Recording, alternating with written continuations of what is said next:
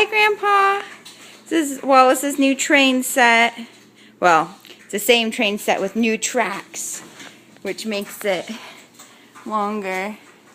Some of his train pieces. Hi. And I've been doing some engineering and breaking the pieces apart and putting the new little notches into them so that they'll fit together.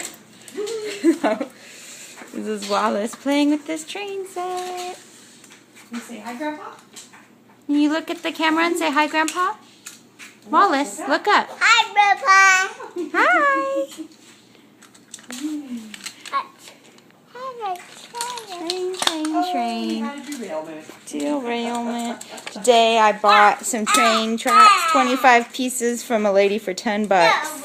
I felt very, very thrifty. And we've had a train. Oh. Want to see my mom? My mom's here with us. Helena's crying. Hi, Dad. Got my pretty girl here.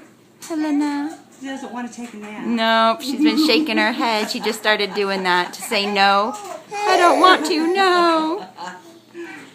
There we Yeah. Oh, and this is our new dog, Consuela.